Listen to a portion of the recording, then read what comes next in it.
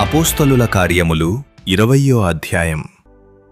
ఆ ఎల్లరి అణగిన తరువాత పౌలు శిష్యులను తన యొద్దకు పిలువనంపించి హెచ్చరించిన మీదట వారి యొద్ద సెలవు పుచ్చుకొని మాసిదోనియకు వెళ్ళుటకు బయలుదేరెను. ఆ ప్రదేశములయందు సంచరించి పెక్కుమాటలతో వారిని హెచ్చరించి గ్రీసునకు వచ్చెను. అతడక్కడ 3 నెలలు గడిపి ఓడ ఎక్కి సిరియకు వెళ్లవలేననియుండగా అతని విషయమై యూదులు కుట్ర చేయుచున్నందున మాసిదోనియ మీదుగా తిరిగి రావలేనని నిశ్చయించుకొనెను.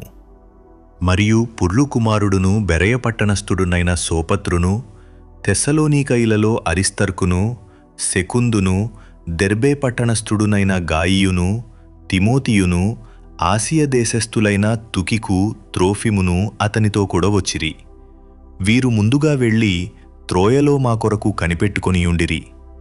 పులియని రొట్టెల దినములైన తరువాత మేము ఓడ ఎక్కి ఫిలిప్పి విడిచి 5 దినములలో త్రోయకు వచ్చి అచ్చట వారి యొద్ద 7 దినములు గడిపితిమి. ఆదివారమున మేము రొట్టె విరుచుటకు కూడినప్పుడు పౌలు మరునాడు వెళ్ళనయ్యుండి వారితో ప్రసంగించుచు అర్ధరాత్రి వరకు విస్తరించి మాటలాడుచుండెను. మేము కూడియున్న మేడగదిలో అనేక దీపములుండెను. అప్పుడు ఐతుకు అనునొక యవనస్థుడు కిటికీలో కూర్చుండి గాఢ నిద్రపోయి పౌలు చాలాసేపు ప్రసంగించుచుండగా నిద్రాభారము వలన జోగి 3వ అంతస్తు నుండి క్రిందపడి చనిపోయినవాడై ఎత్తబడెను. అంతట పౌలు క్రిందికి వెళ్ళి అతని మీదపడి కౌగిలించుకొని, మీరు తొందరపడకుడి, అతని ప్రాణం అతనిలోనున్నది అని వారితో చెప్పెను.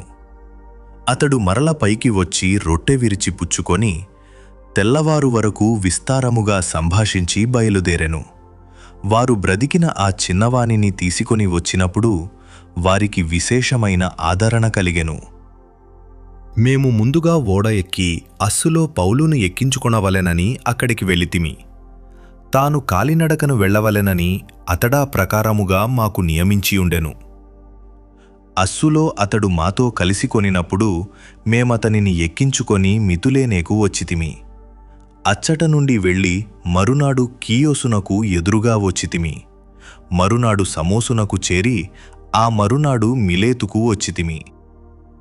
సాధ్యమైతే పెంతెకోస్తు దినమున యెరూషలేములో ఉండవలెనని పౌలు త్వరపడుచుండెను గనుక అతడు ఆసియలో కాలహరణము చేయకుండా ఎఫెసును దాటిపోవలెనని నిశ్చయించుకొని ఉండెను.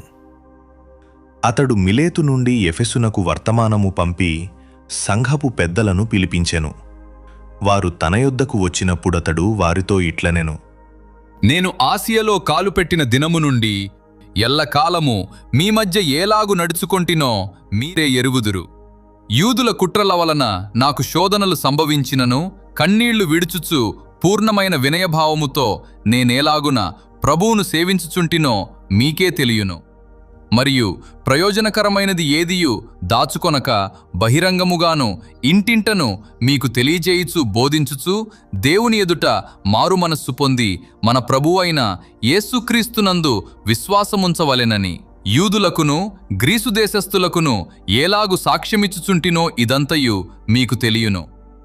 ఇదిగో, నేనిప్పుడు ఆత్మయందు బంధింపబడిన వాడనై యెరూషలేమునకు వెళ్ళుచున్నాను.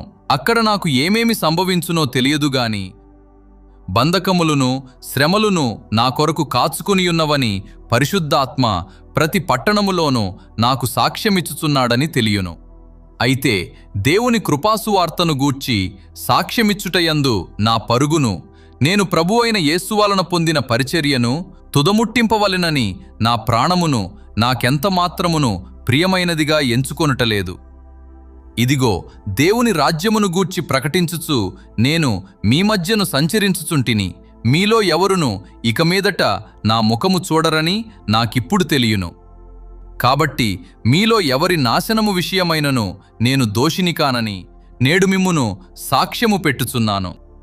దేవుని సంకల్పమంతయు మీకు తెలుపకుండా నేనేమీయూ దాచుకొనలేదు.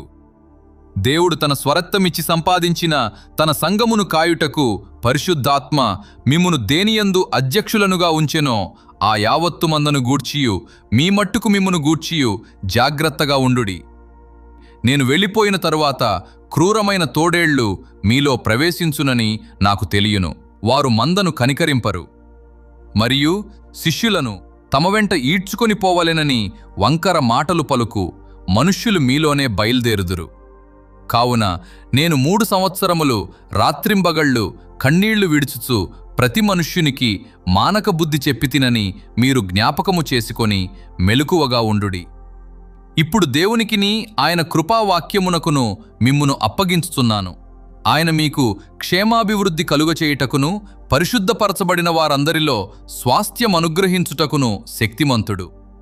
ఎవని వెండినైనను బంగారమునైనను వస్త్రములనైనను నేను ఆశింపలేదు. నా అవసరముల నిమిత్తమును నాతో ఉన్నవారి నిమిత్తమును ఈ నా చేతులు కష్టపడినవని మీకే తెలియను. మీరును ఈలాగు ప్రయాసపడి బలహీనులను సంరక్షింపవలెననియు పుచ్చుకొనుట కంటే ఇచ్చుట ధన్యము అని ప్రభువైన యేసు చెప్పిన మాటలు జ్ఞాపకము చేసి కొనవలెననియు అన్ని విషయములలో మీకు మాదిరి చూపితిని అని చెప్పెను. అతడీలాగు చెప్పి మోకాళ్ళూని వారందరితో ప్రార్థన చేసెను. అప్పుడు వారందరూ చాలా ఏడ్చిరి.